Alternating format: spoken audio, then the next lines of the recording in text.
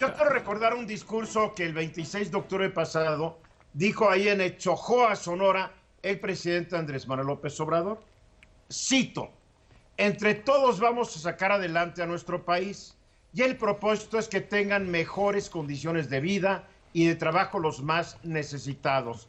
Esto es humano, esto es justicia social y es también cristianismo. Que nadie se alarme cuando se mencione la palabra cristianismo. Cristianismo es humanismo. Todas las religiones tienen ese propósito, el humanismo, el amor al prójimo. Esa es la justicia social. Hasta acá lo que dijo el presidente allá el 26 de octubre. Ahora, se puede estar o no de acuerdo con la manera en que el presidente concibe el cristianismo, y también si es cierto que esta y todas las religiones buscan la justicia social. Es más, definir qué es la justicia social no es cosa fácil, de acuerdo a varios estudiosos en la materia. Sin embargo, dos de ellas que estudian para la enciclopedia del trabajo social editada por la Oxford University Press dicen que los significados de la justicia social son de largo alcance y ambiguos, y que la comprensión de la justicia social se deriva en gran medida de la filosofía y la teoría política occidentales y de la tradición religiosa judeocristiana. Las nociones de justicia social generalmente abarcan valores como la igualdad de valor de todos los ciudadanos, su derecho igual a satisfacer sus necesidades básicas, la necesidad de difundir las oportunidades de la vida lo más ampliamente posible y finalmente el requisito de reducir y cuando sea posible eliminar las desigualdades injustificadas.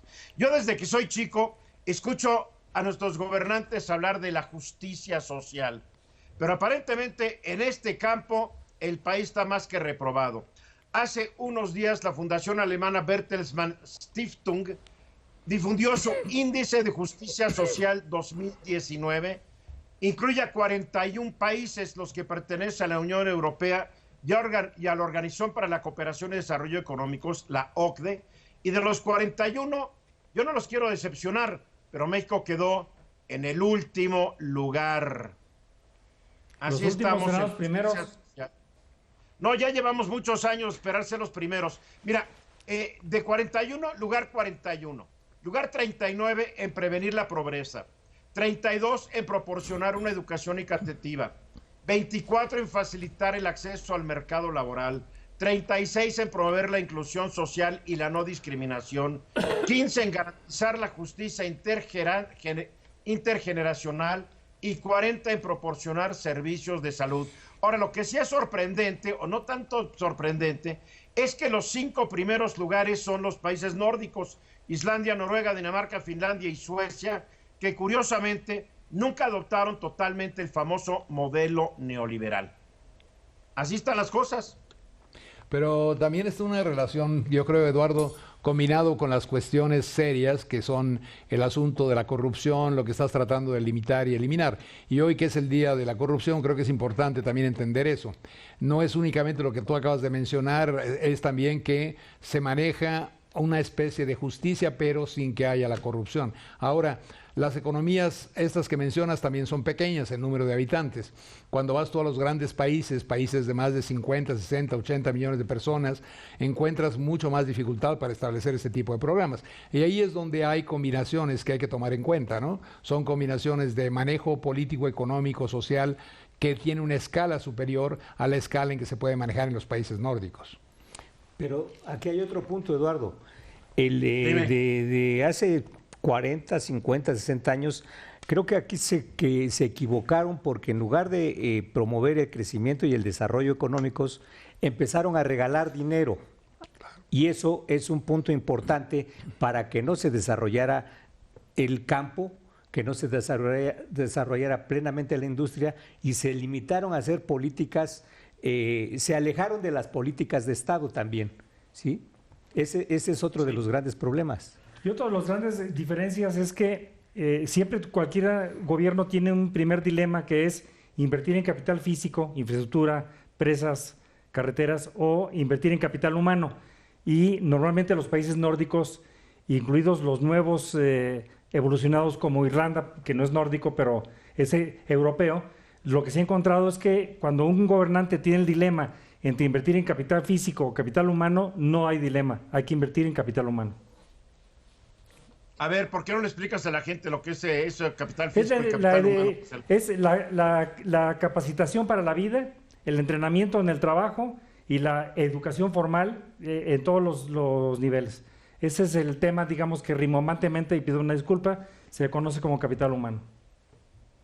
Ahora, entonces, estamos amolados para llegar a la justicia social, puesto que Luis Ernesto dice que países chicos, yo veo que Alemania, que no es tan chico, está en el lugar número 10, el Reino Unido está en el número 11, eso, Francia en el 15, claro, pues no son tan chicos, están mejor que nosotros. Pero eso es exactamente, Eduardo, el punto es, para nosotros como país, el tamaño que tenemos, es mucho mejor observar qué es lo que ocurre en países como Alemania, qué es lo que ocurre en países como Inglaterra, qué es lo que ocurre en ese tipo de naciones, porque finalmente es el tipo de estructura que tendríamos que crear.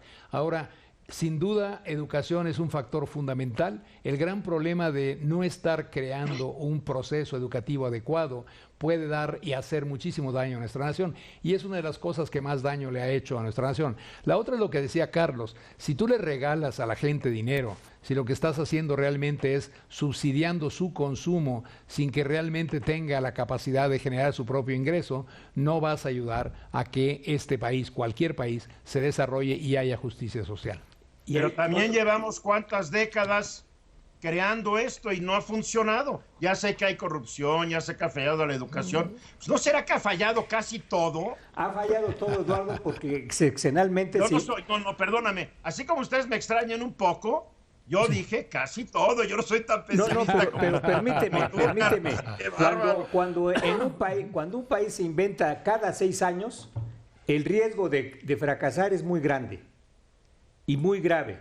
Y eso es lo que ha sucedido en México, que sexenalmente se inventa un país. Así es. ¿Sí? Se modifica una constitución en un 60 o un 70%. Y eso no es posible. Las políticas de Estado, insisto, se quedan atrás o no existen las políticas de Estado. Y en el caso mexicano también, creo yo, hay una incongruencia entre el mandato que le damos al gobierno en la Constitución y en las constituciones estatales y la cantidad de dinero de que dotamos al gobierno para el ejercicio de esa facultad. En México no tenemos un estado de bienestar como lo hay en Europa, y donde ahí se están gastando entre 40 y 60 puntos del PIB. ¿No tuvimos suficientes años para empezar a establecer ese sistema? Sin duda. Bueno, sí, sin duda. A lo que yo me refiero es que tenemos un gobierno... Para todo tenemos una explicación, no se hizo. La pregunta es cuándo vamos a empezar a hacerlo. Bueno, pues ya no estamos tardando, ¿eh? Se va a empezar a hacer en el momento en que todas las fuerzas políticas reconozcan el mismo diagnóstico, porque si no tenemos el mismo diagnóstico, no tenemos la misma solución para los problemas de que enumere cada uno de los puntos del diagnóstico. Nunca van a estar de acuerdo, ahí está el problema.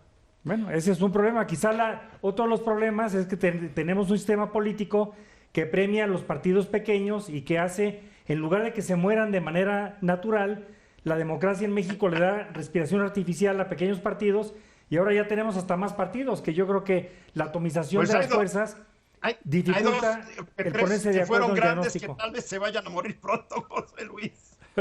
Pero en fin, vamos a ir a los mensajes y regresamos.